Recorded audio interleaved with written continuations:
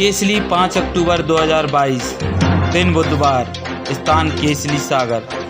कार्यक्रम महारानी दुर्गावती की मूर्ति का अनावरण हुआ।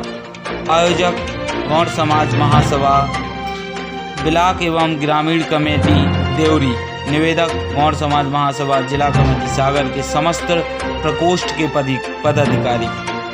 मुख्य अतिथि हर्ष यादव, अध्यक्षता विशन सिंह प्रतीति, प्रदेश अध्यक्ष गौड़ समाज महासभा सिवनी से पधारे।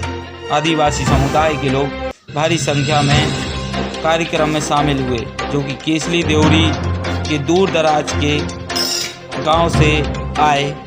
वहीं सागर, दमोह, सिवनी, नरसिंहपुर से अतिथियों का आगमन हुआ।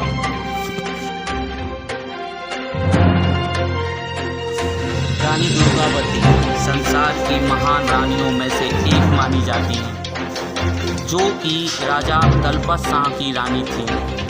गौड़ राजाओं द्वारा चलाया जाने वाला यह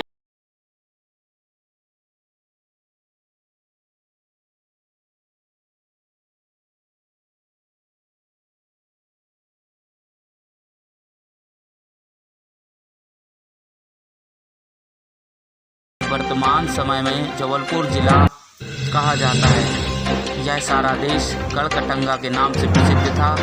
यह 1500 शताब्दी ईसा पूर्व के समय इनका यहाँ राज्य था, विशाल राज्य था।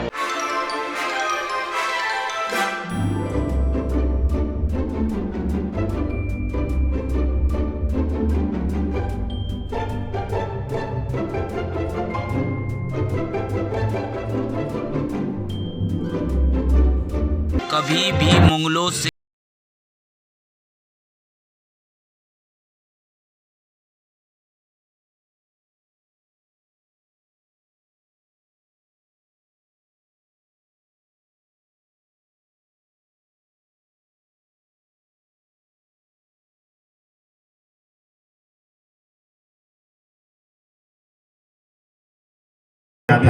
उसके बाद भी उन्होंने निरंतर 8 से 10 वर्ष अपना राज्य एक ऐसी स्थिति से चलाया जहां पर मुगलों को थर-थर कांपते थे उनके नाम से।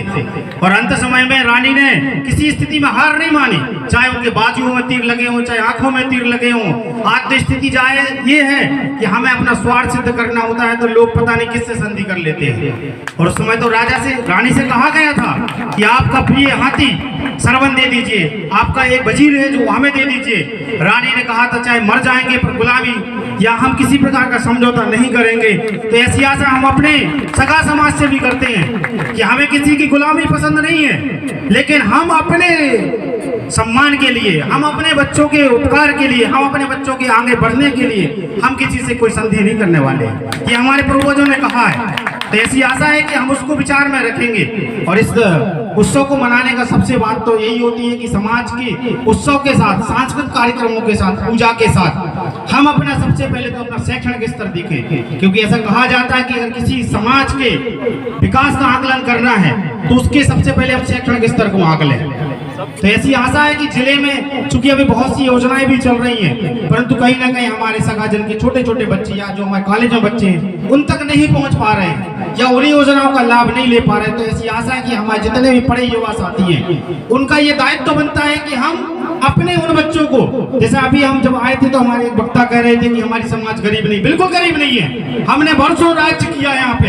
हम ऐसी संतानें हैं जिनके पूर्वज यहाँ राजा रहे हैं, जिन्होंने सोने के सिक्के चलाए हैं। तो ये तो वाकई में कहने की कोई बात नहीं है। पूरा वैभवशाली मंच और वैभवशाली ये पूरा केसरी भरा पड़ा हुआ है। तो हम रानी दुर्गावती से एक ऐसी प्रेरणा लेंगे, हमारे बच्चे प्रेरणा लेंगे और अपने विकास के लिए उस स्थिति पर ले जाएंगे जहां आज पूरा भारतवर्ष नहीं वरन पूरा विश्व रानी दुर्गावती को उस साहस, पराक्रम और वीरता के लिए याद करता है। वैसे ही हमारी पूरी ये आदिवासी समाज इसके लिए जानी जाती है। हमारे बच्चे भी उतने ऊपर तक जाएं, वो अच्छे करें और अपना नाम कमाएं, समाज का नाम कमाएं। तो शैक्षणिक स्तर को बढ़ाने के लिए सबसे पहले हमें वही करना होगा कि हमारे प्रत्येक बच्चा पढ़ते हुए जाए, किसी भी बच्चे की बीच में पढ़ाई न छूटे।